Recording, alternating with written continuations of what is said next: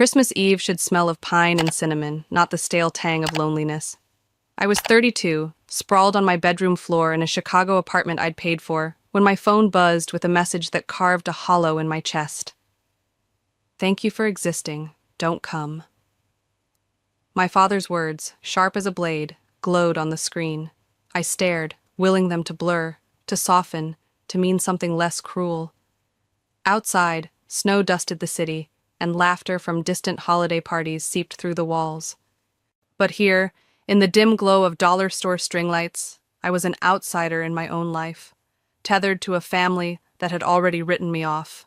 I'd been carrying them for 18 months, my shoulders aching under the weight of their needs. Rent, $200 a month, wired from my account to keep the apartment we shared. Utilities, $200, because Emily, my sister, swore she'd pay me back when her next gig came through. Groceries, $500, stocked the fridge she raided without a thank you.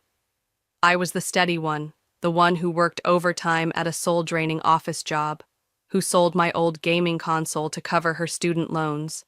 Emily, 2 years younger at 30, was the family's darling, her chaos forgiven as creative spirit. I didn't complain. Family doesn't keep score, right? But that night, the scoreboard was all I could see.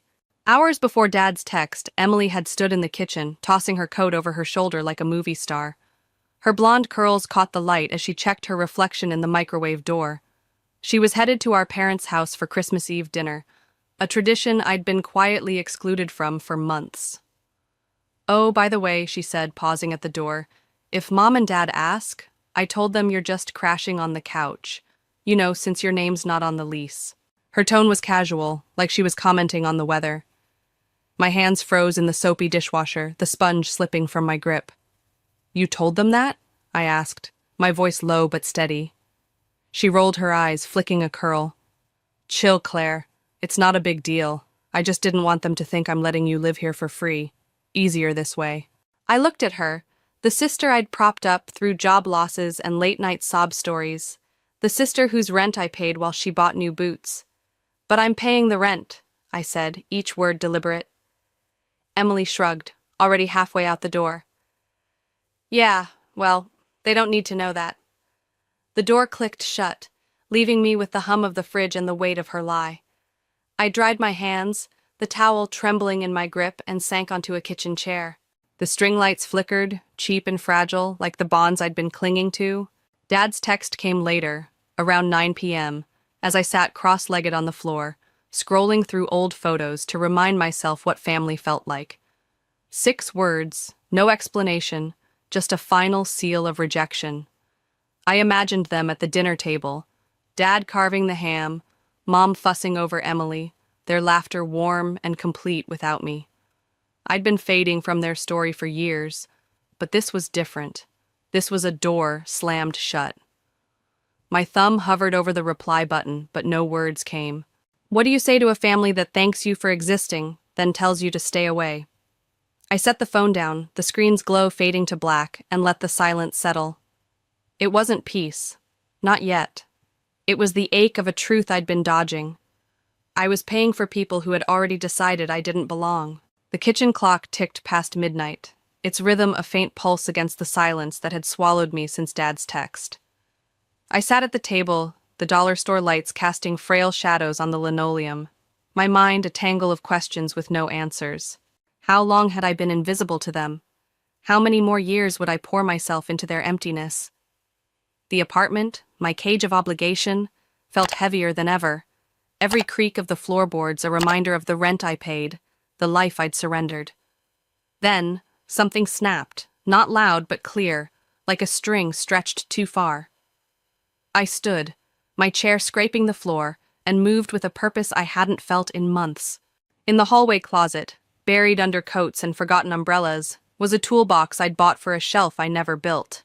My hands, steady now, closed around its rusted handle. The weight of it grounded me as I knelt by the front door, the lock's cold metal glinting under the bulb. Each turn of the screwdriver was a choice, each click a severance. I worked in silence, sweat beading on my neck, until the old lock fell away and a new one took its place. No hesitation, no guilt, just the quiet thrill of reclaiming what was mine. When I finished, I leaned against the door, the apartment lighter, as if it had exhaled a burden I'd carried too long.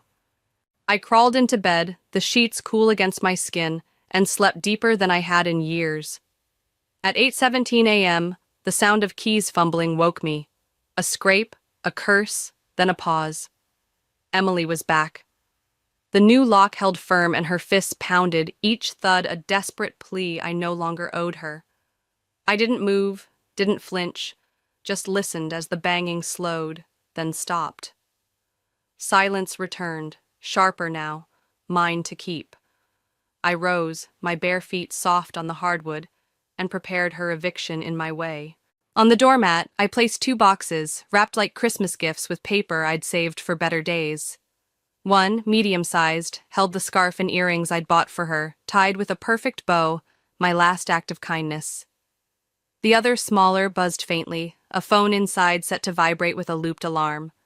Tucked within was a third box, unadorned, a credit card statement in my name, $750 in charges she'd made, and a USB drive with audio clips of her laughing about my gullibility. A sticky note read, "Your contract has ended emotionally and in every way." I shut the door, the latch clicking with finality, and felt the air shift. The apartment wasn't just mine now, it was free. I stood in the kitchen, reheating coffee, the mug warm in my palms. The pounding hadn't shaken me, it had solidified me. Emily's absence was a gift I'd given myself, wrapped in the courage I'd forgotten I had.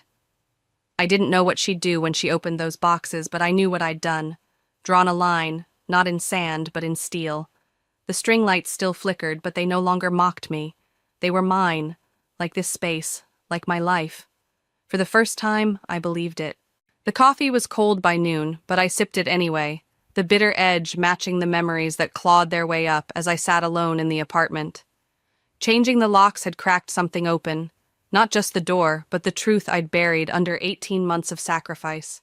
It started small, a grocery run here, a utility bill there, promises from Emily that she'd sort it out soon. I believed her, because that's what sisters do. But small became a flood, and I was drowning in her chaos, my life shrinking to fit her needs while she danced through hers, untouched. It began when Emily lost her graphic design job, or quit, she was never clear. "Just a rough patch," she'd said, her voice soft, eyes wide, the same act she'd perfected as a kid to dodge trouble. I picked up extra shifts at the office, my desk a blur of spreadsheets and late-night emails. Rent was $200, and I paid it every month while Emily scrolled through Instagram, planning her comeback. Utilities, $200, hit my card because she forgot to transfer her share. Groceries, $500, filled our fridge, though I ate ramen to stretch the budget. Her student loans, $10,000, loomed, and I sold my gaming console, my one escape, to cover a chunk. "I'll pay you back," she swore, her hand on my arm, but her promises were air, gone by morning. I gave up more than money.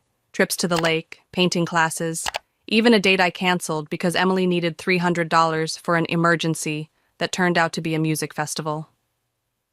I told myself it was temporary, that family sticks together. But temporary became routine, routine became obligation, and obligation became a silence I couldn't break. Emily had a gift for twisting things. Her tears turned her into the victim, me into the cold, responsible one. To Mom and Dad, she was the dreamer, her failures proof of a delicate soul. I was the rock, too serious, too steady, until steadiness felt like a sentence. 6 months ago, I stopped going to family dinners, not because I didn't love them, but because each one was a trap. Mom's voice, sharp over mashed potatoes. "Emily's just struggling, Claire. Why do you make it so hard?" Dad's sigh. "You're the stable one. She needs you." I'd nod, my fork heavy, my smile a mask. The truth was, I was tired of being the adult, the bank, the one who paid while they praised her. I'd drive home, the city lights blurring, and wonder when I'd become a stranger in my own family. 3 weeks before Christmas, I found the credit card statement, not mine, but in my name, opened with my ID and email. $750 in charges, a spa day, a tattoo at Ink and Needle, a Target haul.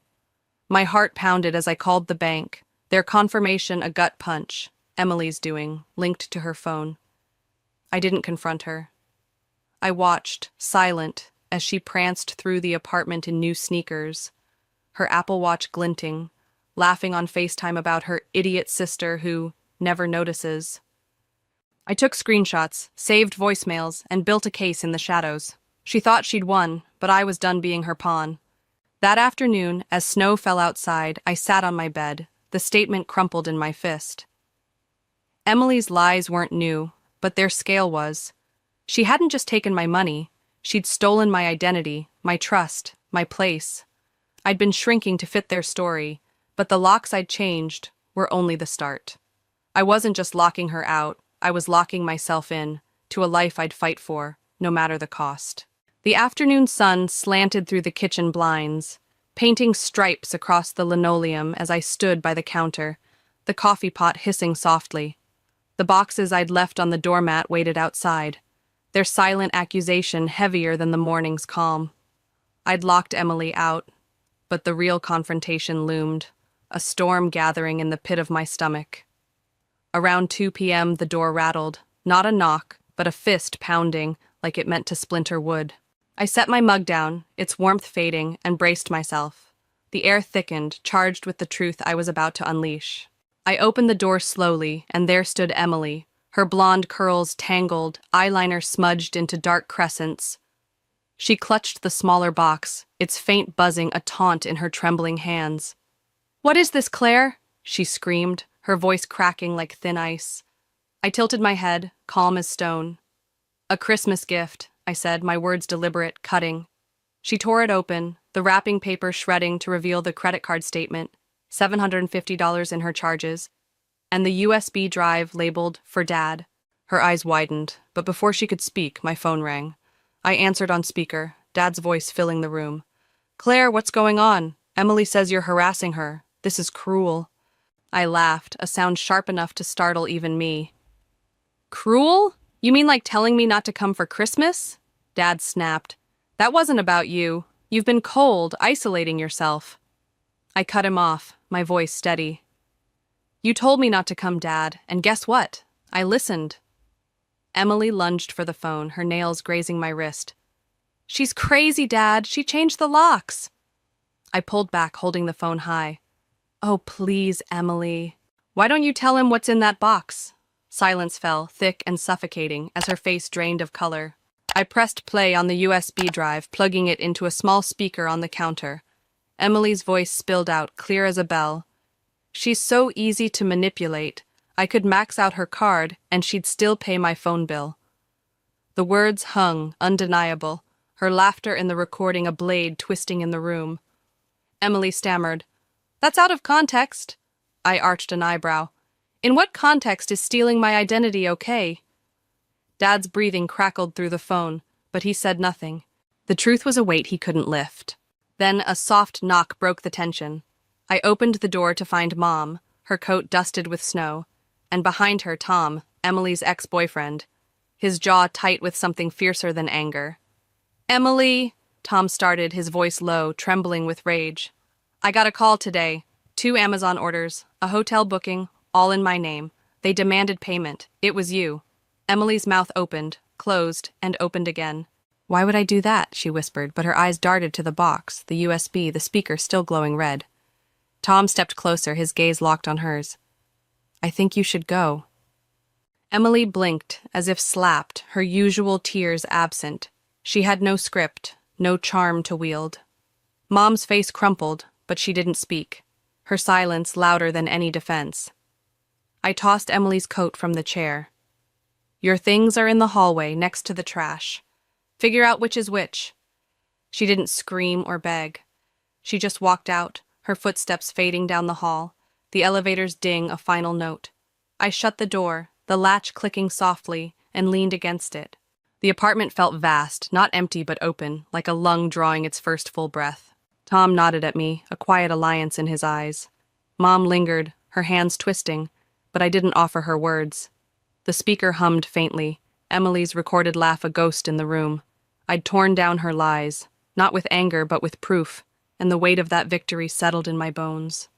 I was no longer their shadow. I was Clare. and I was enough. The morning after Emily's departure, I woke to a Chicago dawn, gray light seeping through my blinds like a promise of clarity. The apartment's silence was no longer a void, but a canvas, and I was ready to paint my justice. I sat at the kitchen table, a binder open before me, its pages stuffed with bank statements, screenshots, and audio transcripts.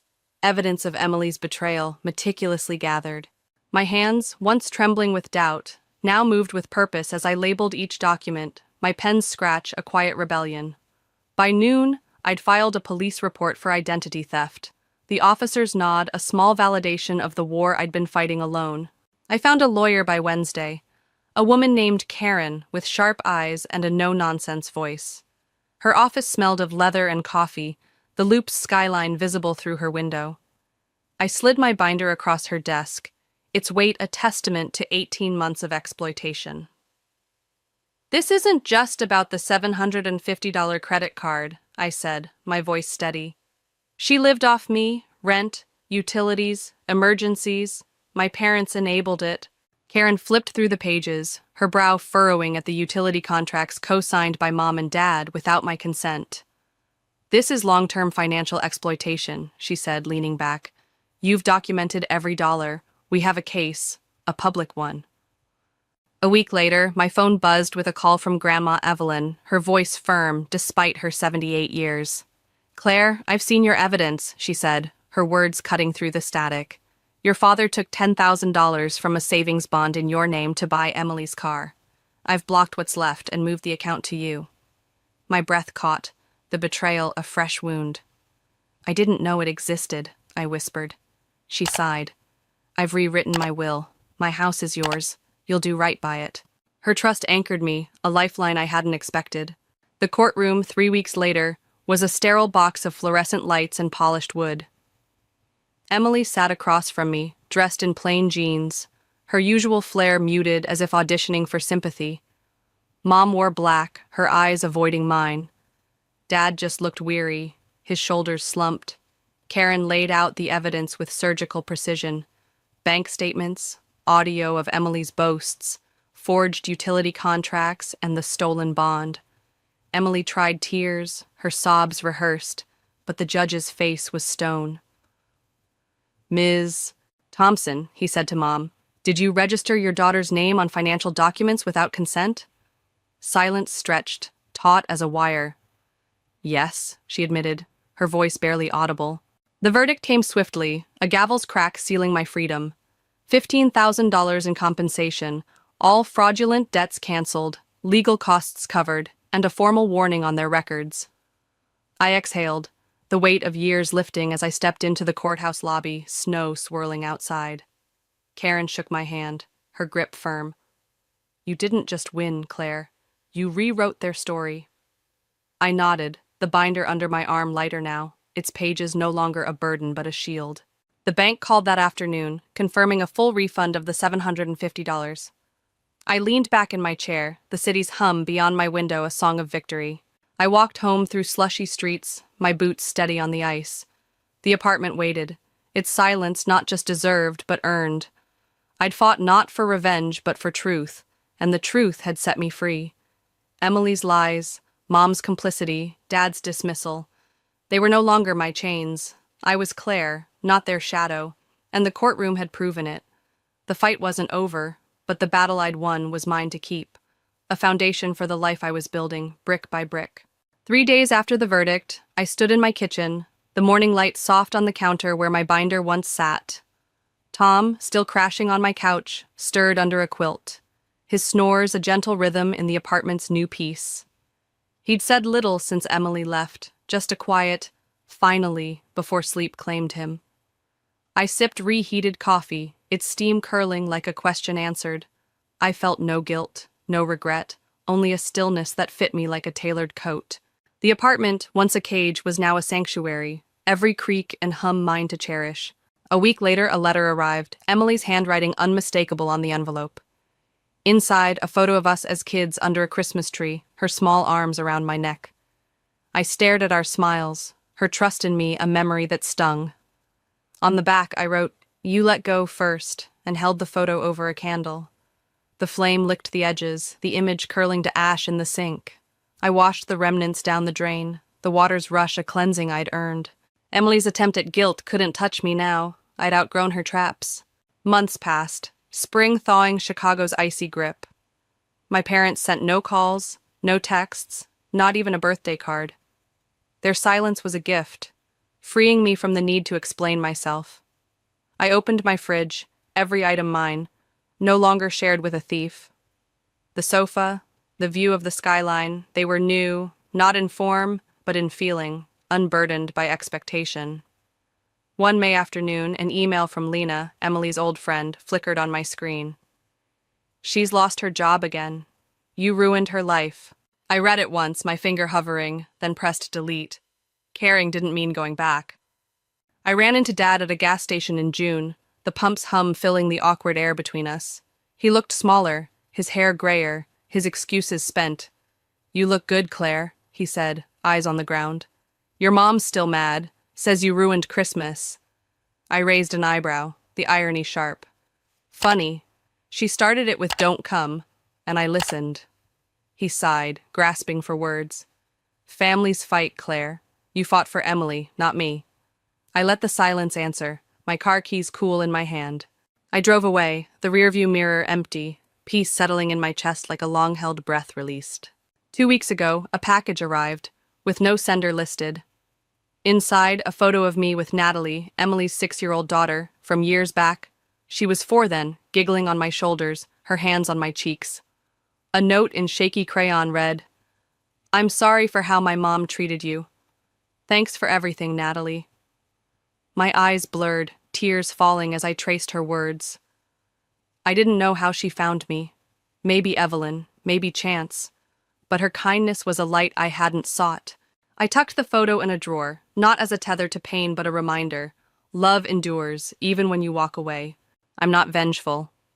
I didn't set out to break my family, only to stop breaking myself. Emily's lies thrived because I absorbed their cost. But when I stopped, their world unraveled. Not because I tore it down, but because I left. This wasn't punishment. It was freedom, the kind that comes when you choose yourself over a system that trades love for debt. Natalie's note proved it. Walking away doesn't mean you stop loving. It means you start loving yourself more. My apartment's silence is my anthem now, powerful, unknown, and wholly mine. The Chicago skyline glittered beyond my window, a quiet witness to the truth I'd carved from the wreckage of my family's lies. At 32, I'd learned a lesson sharper than any blade. Love isn't a debt you owe forever. For years, I'd poured myself into Emily, Mom, and Dad, believing sacrifice was loyalty, that my worth lay in what I gave.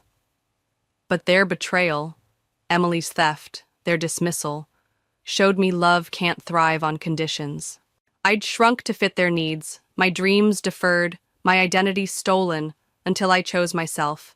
Changing the locks, facing them in court, burning that photo, they weren't acts of spite, but of survival. Natalie's note, her small hand reaching through the pain, taught me that walking away doesn't sever love. It reclaims it for yourself. I'm no longer the shadow who paid their bills, nor the daughter begging for a place at their table. I'm Claire, whole in my silence, free in my boundaries. The lesson isn't bitter. It's radiant. You don't owe anyone your soul. You owe yourself the courage to live unbound, to love fiercely, starting with you. The chandelier above the dining room spills golden light across the table, glinting off the crystal wine glasses and the polished silverware that clinks too loudly in my ears. My hands clench under the tablecloth, hidden from view, but my voice stays steady as I look at Michael. My father. Across the spread of roasted lamb and untouched asparagus. "What do you mean Sophie will own the company?" He doesn't even glance up from his plate, his knife slicing through the steak with the precision of a man who's never doubted his control. "Aurora, let's be realistic," he sighs, like he's explaining multiplication to a child who can't grasp it. "You're great at technical things, coding, systems, all that. But leadership, that's not your strength. We need someone with presence, someone who commands respect. Your sister's the best choice." Sophie, perched across from me in a sleek designer dress that probably cost more than my last software upgrade, sips her wine and lets a small, knowing smile curl her lips. She hasn't lifted a finger in the 3 years I've spent dragging Bennett Industries back from the edge of ruin. Not one late night, not one line of code, not one meeting with panicked investors. And now, with the company posting record-breaking profits, my profits, she's being handed the keys. I lean forward, my voice sharpening, cutting through the clinking silverware like a blade. I developed the software that saved this company. Without it, you wouldn't even have a company to pass down. Michael chuckles, a low, patronizing sound that makes my skin crawl. For your effort, he says, reaching into his pocket. He pulls out his wallet, fishes out a crumpled $50 bill, and tosses it onto the table. It lands between my plate and my untouched wine glass, wrinkled and pathetic, like a tip for a waitress he's already forgotten. $50. For the years I've spent hunched over my laptop, writing code until my eyes burned and my fingers ached. For the sleepless weeks I analyzed financial losses, designed a system that didn't just pull us out of bankruptcy, but launched us to the top of the logistics industry. $50 for the innovation that turned Bennett Industries from a dying relic into a $300 million powerhouse. Mom shifts in her seat, her eyes darting to me with that familiar flicker of discomfort. But she says nothing. No one does. I look at Michael, the man I idolized growing up, the man I've worked my entire life to make proud. And in that moment, something clicks. It's never been about merit, not effort, not success, not even loyalty. It's about control. I see, I say, quieter than I mean to.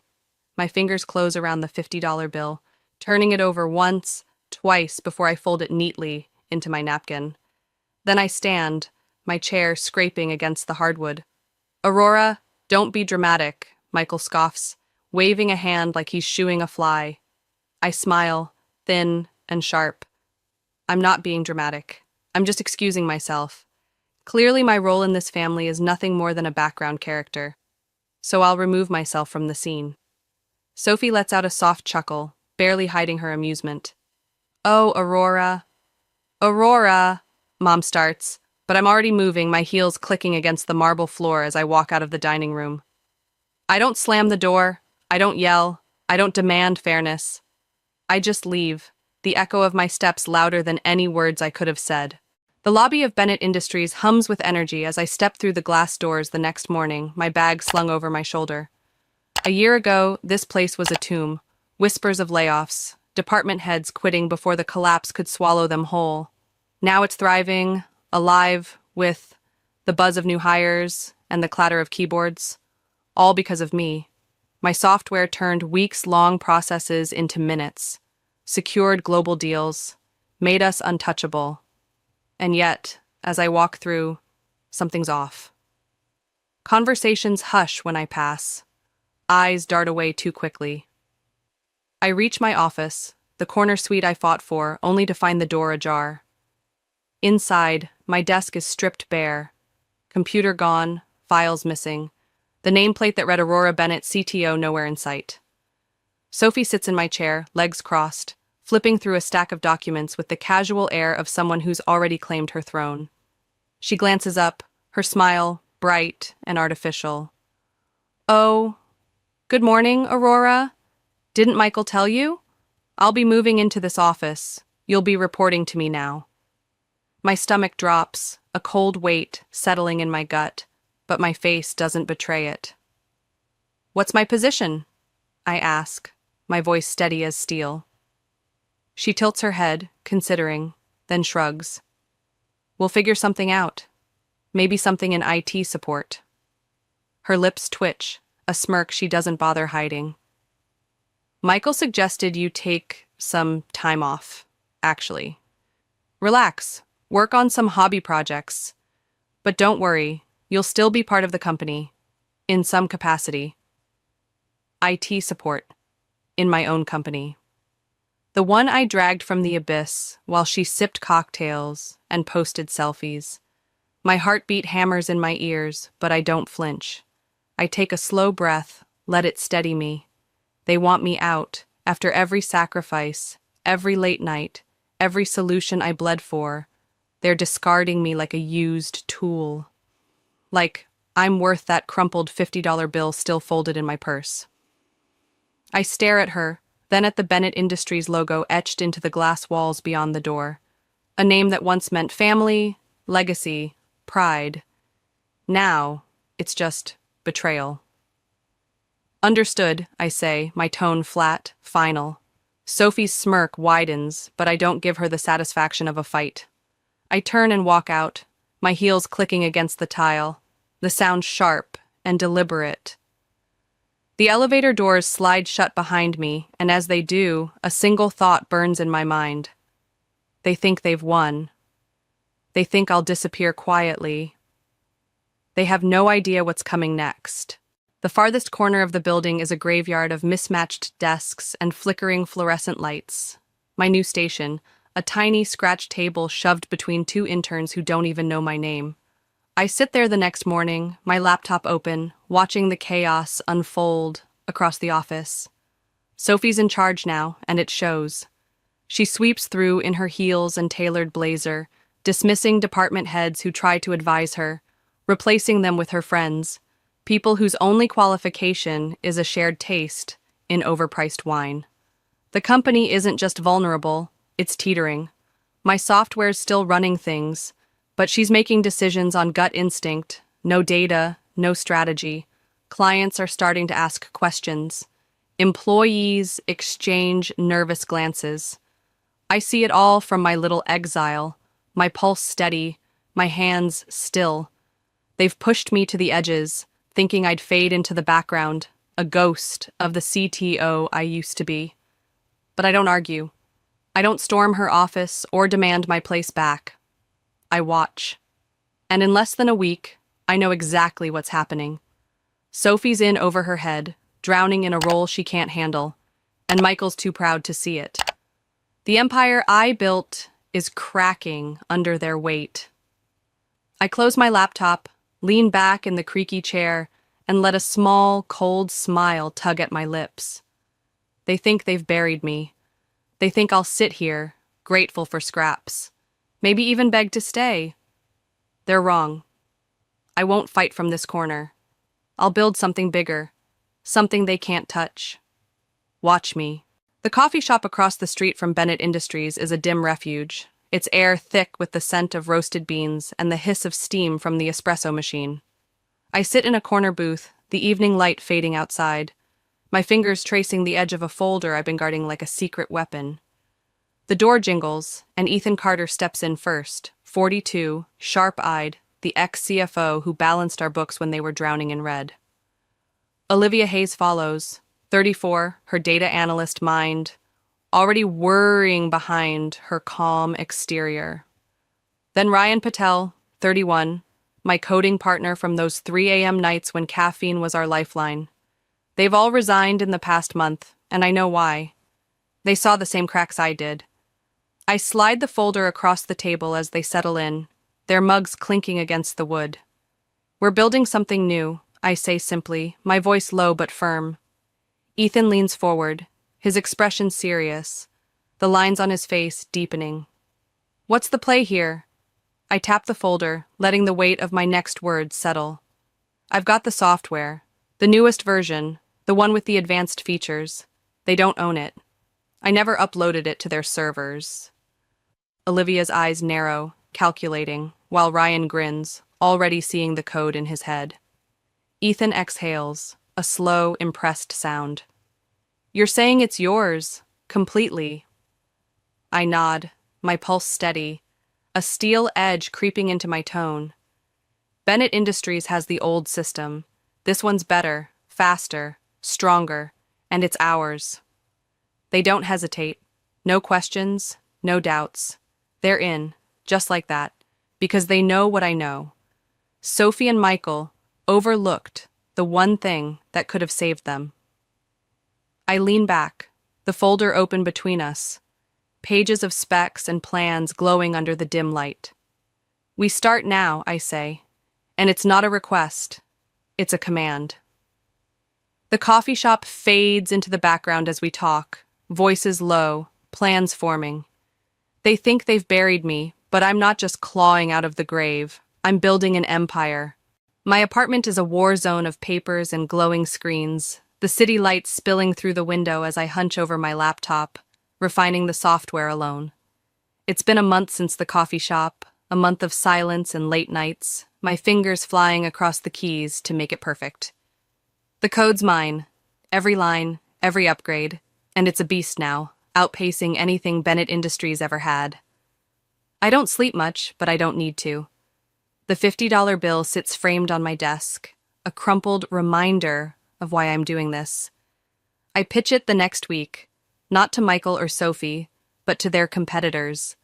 I walk into sleek boardrooms, my heels clicking on polished floors, my voice steady as I demo the system. Processes that took days, now done in seconds. Profits projected to soar. 3 offers come within weeks, each one hungrier than the last. By the end of the month, I sign a deal. $50 million, cash up front, exclusive rights to a logistics giant that once begged Bennett for scraps.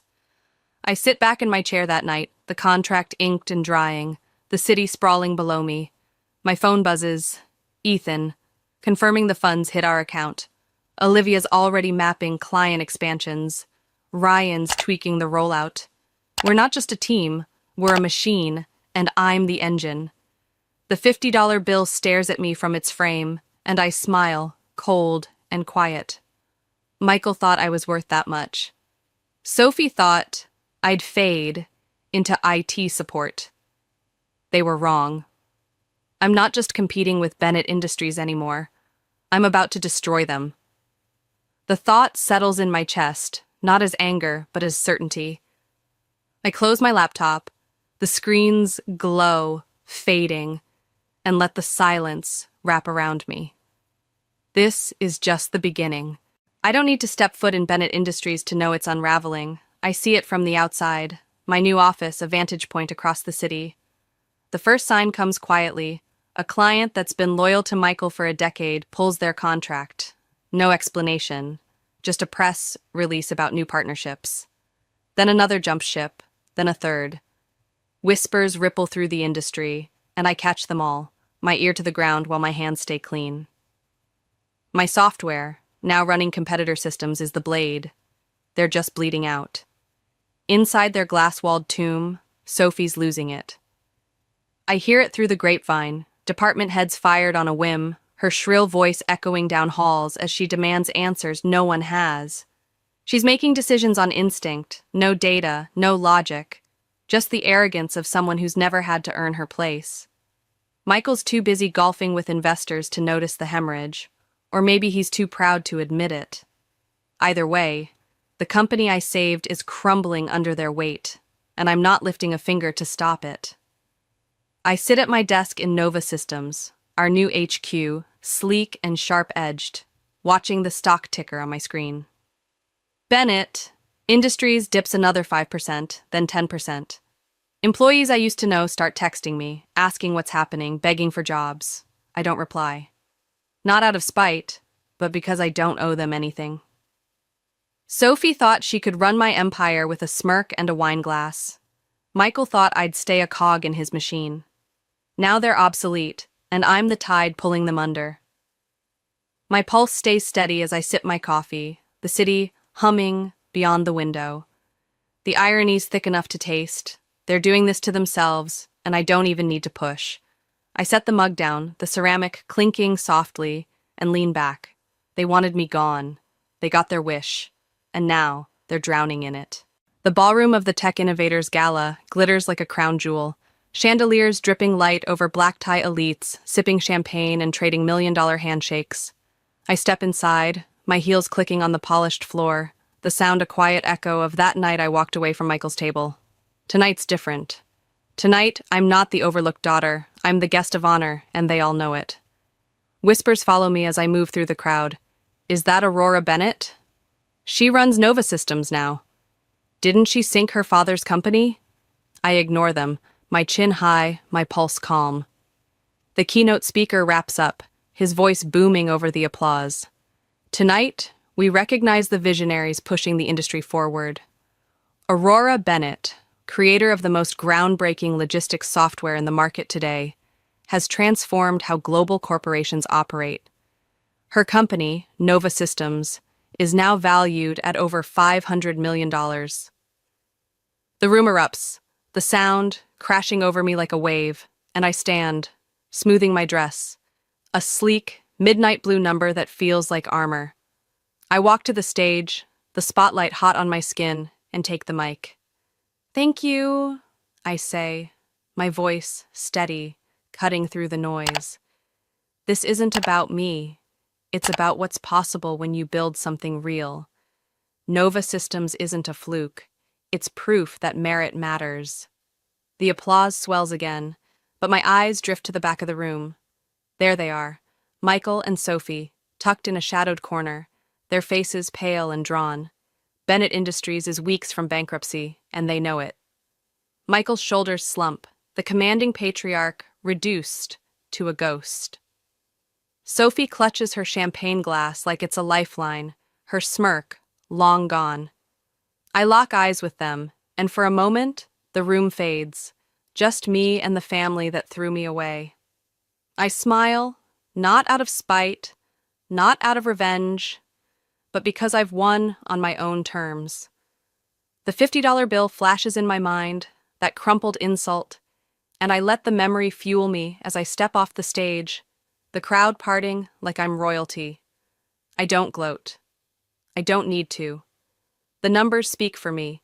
$500 million, 48% market share, and climbing. Someone presses a glass into my hand, and I sip the champagne, the bubbles sharp on my tongue. Michael's gaze follows me, heavy with something I can't name, regret, maybe, or disbelief.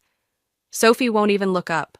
I turn away, the gala's glitter wrapping around me, and let the victory settle in my bones.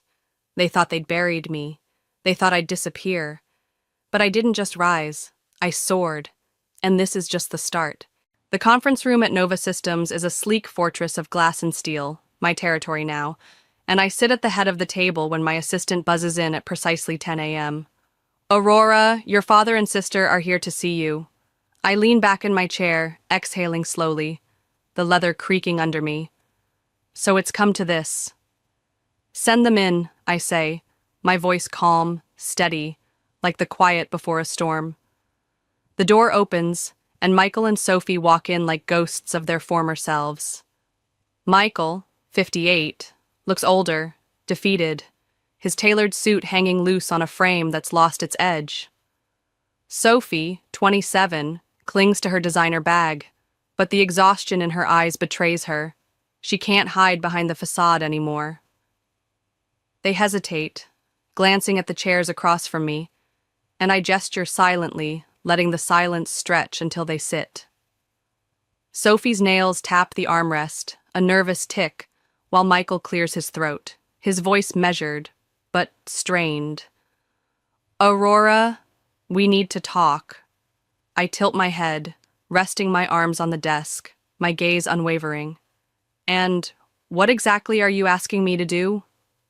He leans forward, clasping his hands like he's still the one in charge. We've had our differences, but at the end of the day, we're family. Bennett Industries is struggling. We need your help. There it is, the plea I've waited for, the crack in his armor.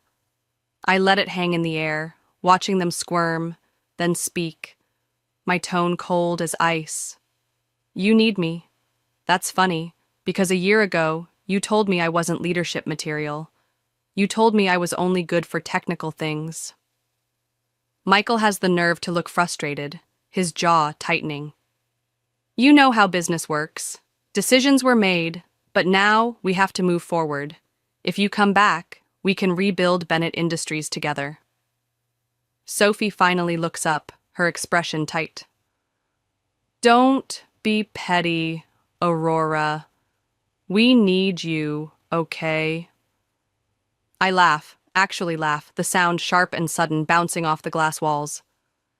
You need me, I repeat, leaning forward now, my voice dropping low. My company's worth $500 million. Yours is weeks away from bankruptcy. Explain to me again which one of us doesn't know how to run a company. Silence falls, pure and satisfying, and Michael's face hardens. Aurora, please, he says, the word a dagger to my chest. Not because it hurts, but because it's everything he denied me. No, I say, soft but final, and Sophie stiffens. Excuse me? I meet her gaze, unflinching.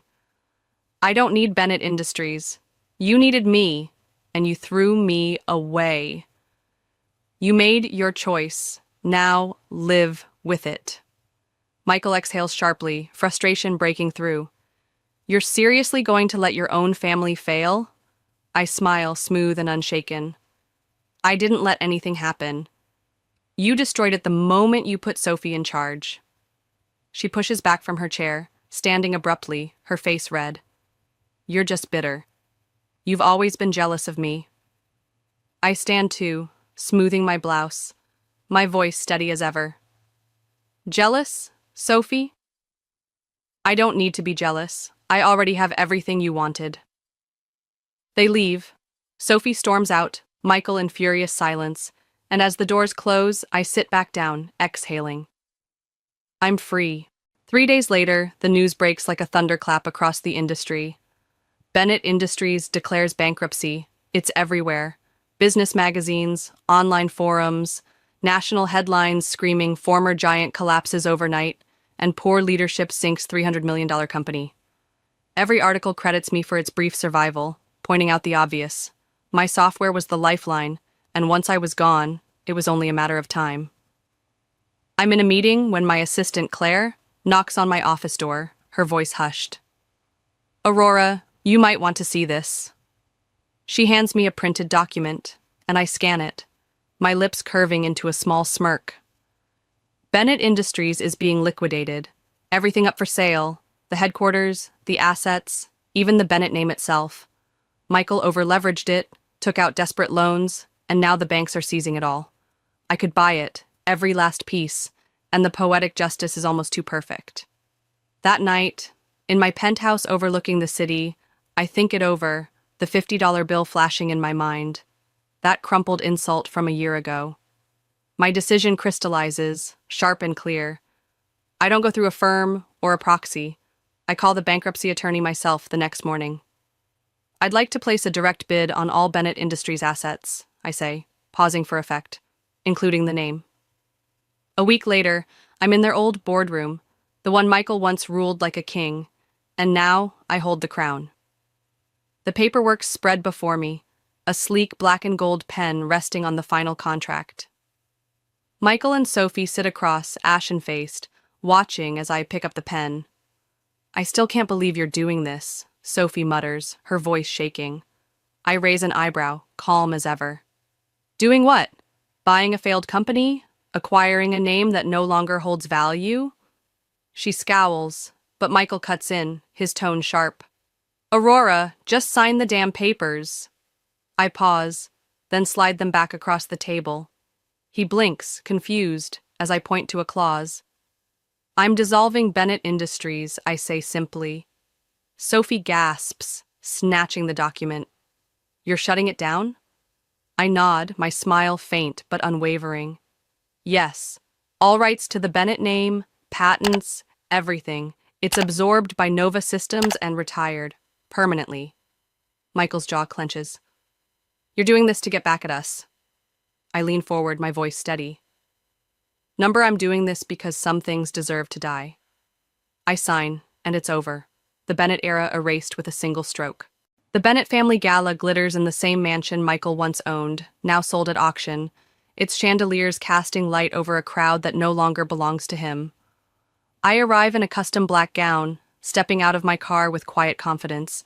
The invitation, a formality from someone who doesn't know our history, tucked in my clutch. Whispers trail me as I enter.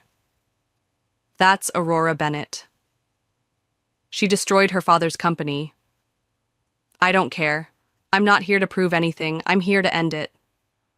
I spot them in a shadowed corner, away from the power players they once courted. Michael looks smaller, his presence faded, regret flickering in his eyes. Sophie's mask cracks, her fingers tight around her glass. I walk toward them, my heels clicking, and they stiffen as I stop. Aurora, Michael says, his voice quieter than I've ever heard. I tilt my head. Michael. He sighs, resigned. I suppose this is where you gloat? I smile slightly, setting my drink on a tray. No, Michael. This is where I say goodbye. Sophie blinks. What? I step closer, my tone soft but firm. I spent years trying to earn your approval, proving I was good enough. I don't need that anymore. I turn to Sophie, her face tightening. And I don't hate you. I just pity you. I built my own power. You never will. They're speechless as I walk away, the gala fading behind me. I step into my car, the city ahead, and smile. This isn't the end, it's my beginning.